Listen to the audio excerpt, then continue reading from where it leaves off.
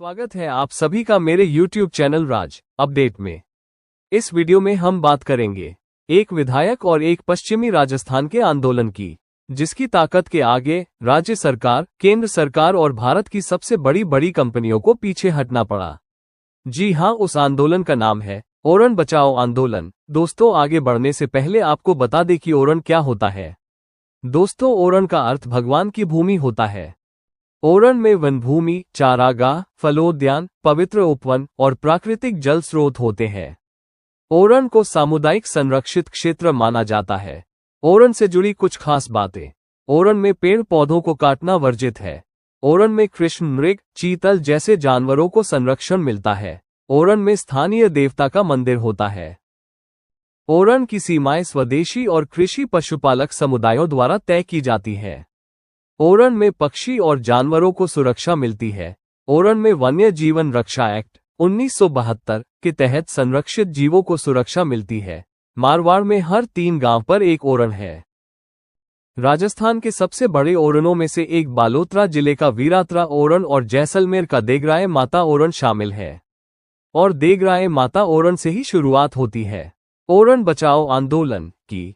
अक्सर रेगिस्तान की कल्पना रेत के टीलों के बीच पसरे सूखे प्रदेश के रूप में की जाती है, जिसमें वनों का होना लोगों की कल्पना में भी नहीं होता होगा। लेकिन वास्तविकता में ऐसा नहीं है। मरुस्थल की भौगोलिक परिस्थितियों के अनुसार यहां मरुस्थल के अनुकूल वन होते हैं, जिस पर यहां निवास करने वाली आबादी और पशुधन निर्भर करते हैं। लेकिन पिछले कुछ सालों में विकास के नाम पर इन वनों की अंधाधुंध कटाई की जा रही है। ओरण की रक्षा का सफर तो काफी समय से चला आ रहा है, जिसमें स्थानीय लोग समय समय पर सरकार को ज्ञापन और धरना प्रदर्शन कर ओरण की रक्षा कर रहे हैं। जैसलमेर के विभिन्न गांवों में पसरे ओरण को सरकारी रिकॉर्ड में दर्ज करवाने और उन्हें निजी कंपनियों से मुक्त करवाने के लिए बीते 1 दशक से पर्यावरण प्रेमी लड़ाई लड़ रहे। परंतु पिछले 2 दशकों में निजी कंपनियों का ओरण में प्रवेश करना ओरण के लिए एक खतरा बन चुका है। जैसलमेर के सलखा गांव का ओरण संघर्ष आज का नहीं है।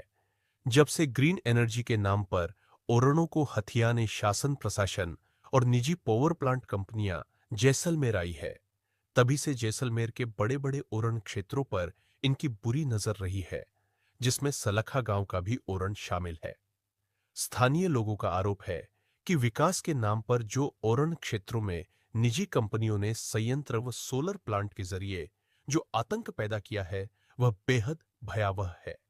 इन खूबसूरत वनों में टहलते हुए अब पशु और पक्षियों को डर लगता है, क्योंकि जगह जगह पर हाई टेंशन विद्युत वायर बिछे हैं, जिनसे हर वक्त हादसे का डर बना रहता है। इसी बीच जैसलमेर में देगराय ओरण के रासला संवाता इलाके एक चिंकारा की बिजली के तारों की चपेट में आसे मौत हो गई।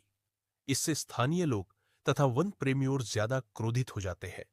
इसी ओरण में ऊंट पालक और ओरण बचाने के लिए यात्राएं निकालने वाले सुमेर सिंह सांवता के एक ऊंट ने बिजली के तारों की चपेट में आकर दम तोड़ दिया था। जैसलमेर में ऊंटों का एक टोला, जिसे स्थानीय भाषा में बग्घ कहा जाता है।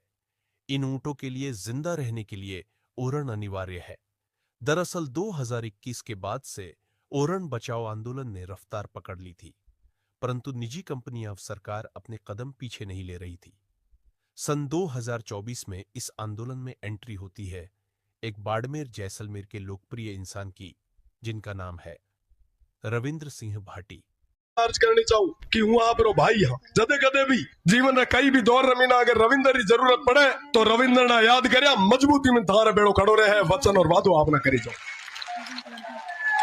रविंद्र सिंह भाटी बाड़मेर के शिव विधानसभा क्षेत्र से विधायक है। भाटी एक अच्छे नेता होने के साथ है समाज सेवी, पशु प्रेमी, ओरण रक्षक तथा गौ सेवक है। साल 2022 राजस्थान में जब गोवंश में लंपी वायरस फैल गया था, तब भाटी जेएनयू जोधपुर के छात्र संघ अध्यक्ष थे। उस समय भी अपने कॉलेज साथियों के साथ मिलकर बाड़मेर क्षेत्र में गौ सेवा की। और 2024 में जब ओरण में निजी कंपनियों और सरकार का हस्तक्षेप बढ़ गया, तो भाटी इसके खिलाफ बिना डरे खड़े हो गए।